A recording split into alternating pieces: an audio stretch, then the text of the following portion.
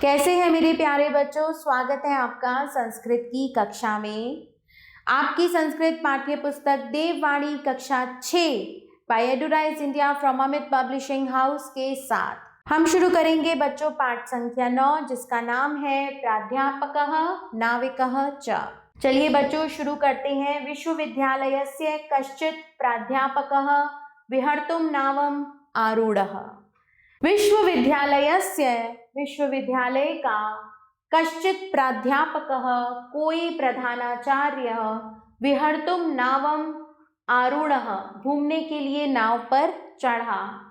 नावा जल विहारं कर्तुं तस्य प्रथमो अयम् अवसरः आसीत्। नाव द्वारा जल विहार करना उसका यह पहला अवसर था।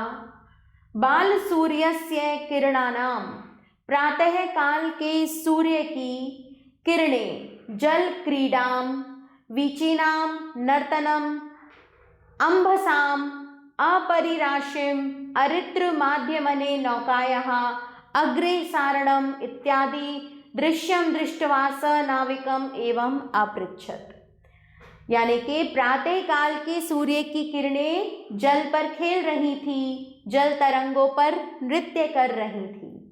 जल की अपार राशि पर पतवार के माध्यम से नाव को आगे बढ़ता हुआ आदि दृश्य देखकर उसने नाविक मल्लाह से ऐसा प्राध्यापकः भो नाविक अरे मल्लाह किम भवता कदापि गणितं पठितम्, क्या आपने कभी गणित पढ़ा है? नाविकः न पठितं, नहीं पढ़ा। प्राध्यापकः किम गणितं पठितुं विद्यालयं न गतवान्, गणित पढ़ने के लिए विद्यालय क्यों नहीं गए? नूनं भवतः जीवनस्य चतुर्थांशः व्यर्थां गतः, निश्चय ही आपने जीवन का चौथाई भाग बेकार हो गया। किम त्वं भौतिक शास्त्रं रसायन शास्त्रं वा पठितम्, क्या आपने भौतिक शास्त्र अथवा रसायन शास्त्र पढ़ा? नाविकः ईदृशं मे भाग्यं कुतः, ऐसा मेरे भाग्य कहाँ, यदहं जो मैं भौतिक शास्त्रम रसायन शास्त्रम वा पठेयम्, भौतिक शास्त्र अथवा रसायन शास्त्र पढ़ता।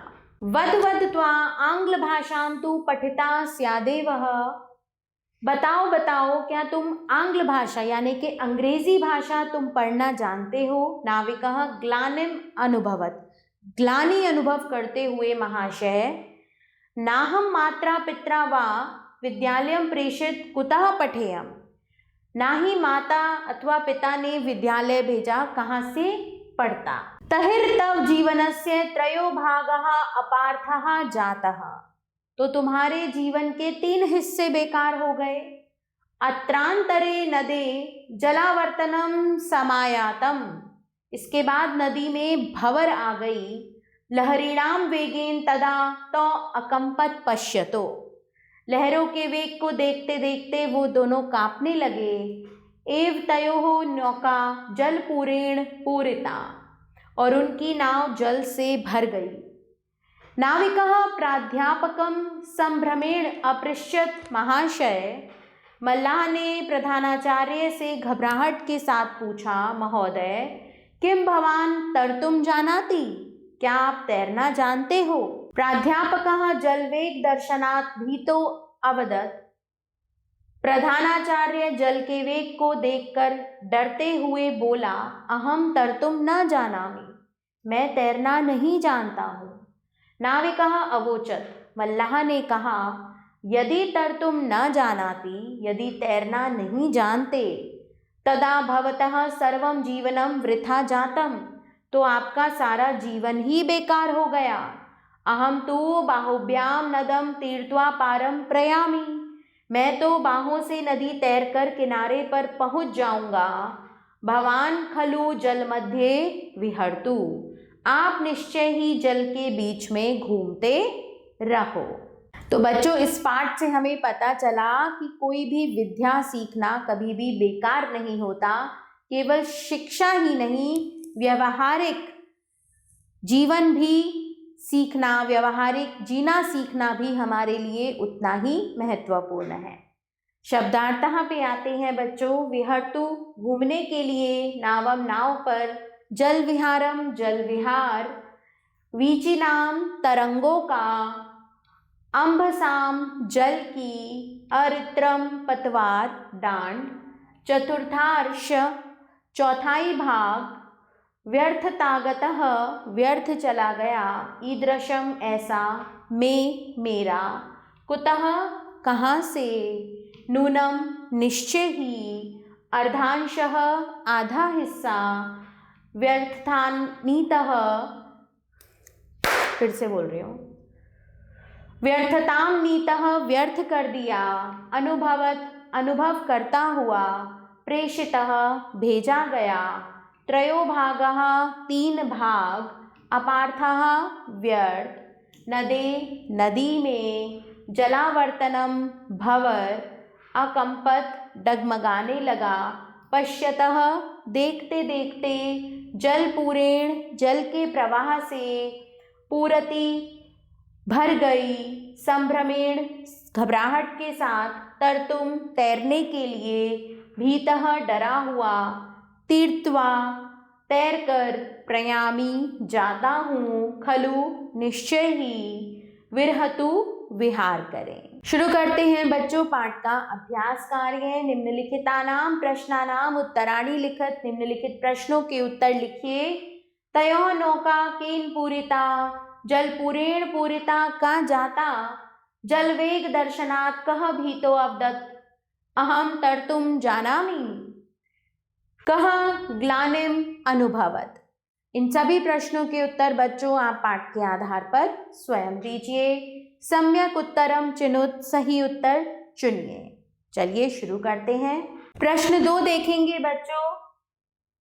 पठिता इति पदम प्रत्यय अस्ति, त प्रत्यय, त्वम इति पदम अस्ति सर्वनाम, गतवान इत्यस्मिन् प्रत्ययः अस्ति क्तवतु, गतवान इत्यस्मिन् प्रत्ययः अस्ति इक्तवतु।